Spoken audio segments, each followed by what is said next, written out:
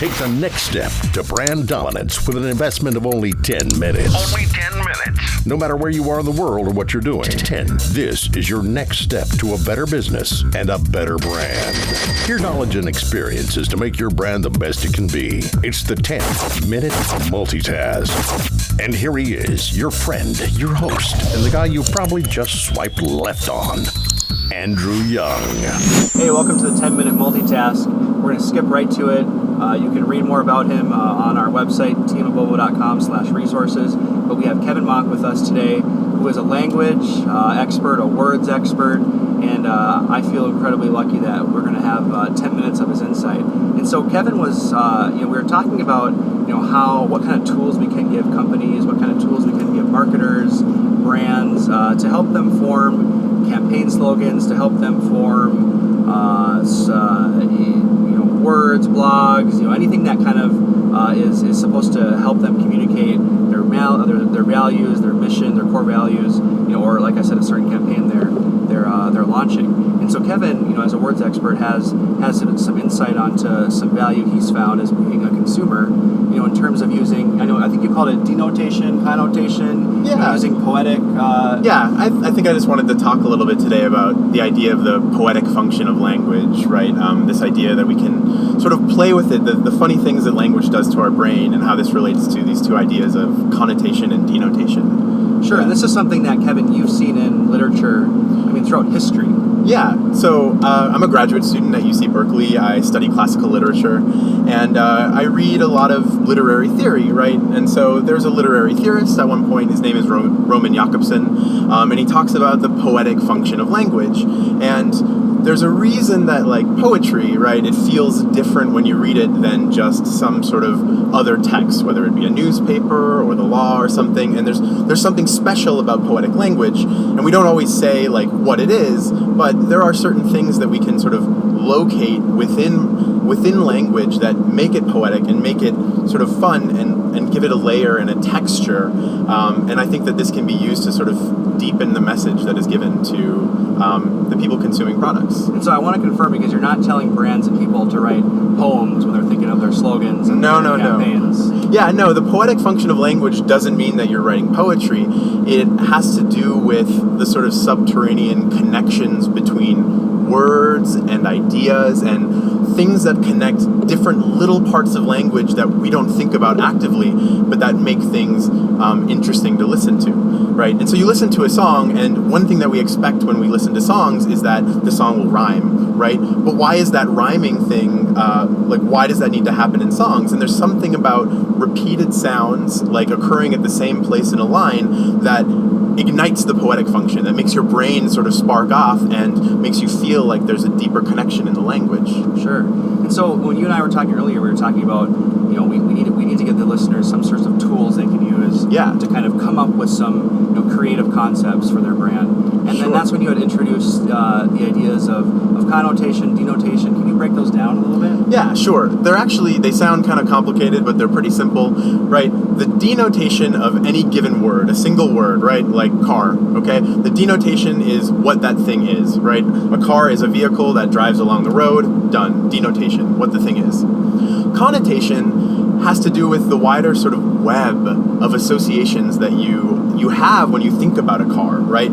So it's going to be different for different people, but we have wider associations that exist within our cultural consciousness, right? So with cars, people think about speeding down the highway, right? They think about status symbols. They think about things that they're able to use their wealth to sort of buy, right? We have all of these other connotations that come with the word of car that has nothing to do with what the physical thing is itself. And so I think one thing that people can do when they're bringing together specifically the language that they use to talk about products and to talk about ideas is to say, okay, words mean something on the surface, they're denotation, but they also have these wider webs that we can use to connect to other things in our world, right? Sure.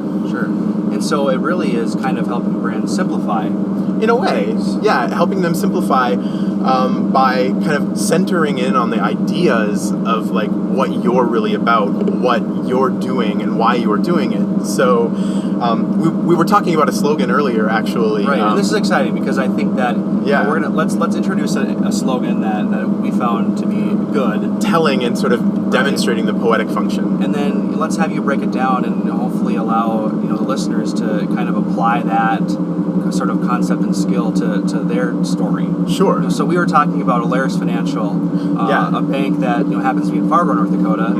Among other locations, they have a couple different slogans that we were talking about that we really resonated with. One of them, banks. One of them, I'll just state them. I don't need to explain them. One of them is more listeners than tellers. Okay. Another one, and let's start with that one. Break that down for us. Right. And so you hear this, more listeners than tellers, and it's very effective for some reason. And you say, why is this effective? So let's kind of look at it, right? On the denotative level, it gives a very strong message, right? Like, more listeners than tellers. Understanding teller as a person who tells one something. So if we say we are a bank and we listen more than we tell, there's this idea that they are focused on you and listening to what you want rather than telling you what to do, right? But there's also this layer to it on the connotative level, because a teller is both a person who tells someone something, but we have bank tellers, right? People who work at banks. And so there's a layering, there's a doubling in the meaning here that draws it specifically back to the idea that this is a bank, that these are the people who are working in the bank, connecting it to the identity of the bank while also connecting it to denotatively the message that they want to send, right? We listen more than we tell, more listeners than tellers. Sure. So the other that same bank has a different campaign slogan that they've launched, which states, "We're all about you, but enough about us." Okay. I mean, how does that break down? Using the concepts you're talking about today. Yeah, we're all about you, but enough about us, right? And so little things that you don't think about, it both starts with a we and an us. So it kind of makes a circle as like a phrase, right? So it kind of rounds itself out. We to us, right? But the other thing is that it subverts your expectations a little bit, right? So you hear, okay, we're all about you. We hear people say this all the time, right? This is sort of a thing that gets thrown around a lot when you're trying to focus on customers, right? But they add on this little extra bit at the end that says, but enough about us, which sort of in the process reveals that all of the other people who are saying, we're all about you, are really talking about themselves. And that Alaris, they've realized that even that is talking too much about themselves, and they want to hear about you, right, the customer. And so it's another clever subversion. It doesn't, it's sort of the parallelism between, or the reversal between the front half and the second half. That's another like level of the poetic function. It doesn't quite fit into connotation denotation, but it's playing with language and being playful and being willing to sort of subvert yourself even in mid-sentence. And I think it's important that you say that it's not so focused on connotation denotation, because the first one that we talked about, the slogan with we're all tellers, or we're listeners, not tellers. That one, we have listeners that are thinking, oh, that's obviously aligned with the bank. That's not aligned with my industry, my business, and you're probably having a hard time thinking outside the box on how you can apply these. But we look at the second slogan that we introduced, that we resonate with, which is what we just said. We're all about you, but enough about us. I mean, that slogan could literally almost work for any industry, any business, and they thought of it essentially, So what I'm trying to ask, I guess, is there a certain kind of strategy development or a certain skill set that the people listening right now can take away with a pencil and paper and start to come up with something really strong like that using these concepts? Sure. I mean, I think that going back to the connotation denotation thing, this is a place where this is really useful in a way, right? Because we can you could make a list sort of, or a couple different lists, and on one side you could have all of the different kind of words or concepts or phrases that if any person on the street heard them, they would think of your industry, or they would think of your company, or they would, right? So whether it's relating to your product or relating to your services, relating to certain people that work in the industry, like the teller thing, right? So you have this list of like words and phrases and things that will call to mind your industry. And then on the other hand, you think about your values and think about the values and the things that you want to communicate, right? And so you can make those two separate lists and then think about ways that the connotations that exist for each of these. You've just written down the denotations, right? You're thinking purely denotatively.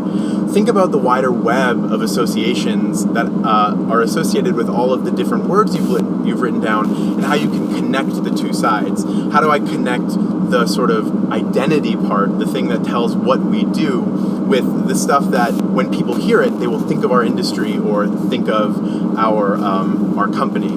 And I think that when you can find those places where they overlap, that's where the poetic function starts firing in people's brain, and it makes them really enjoy hearing these things, and it makes them more effective.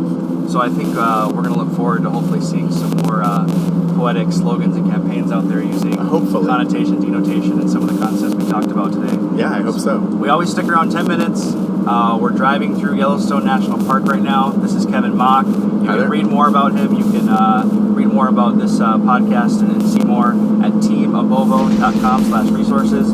This is the 10-Minute Multitask, and we'll see you soon.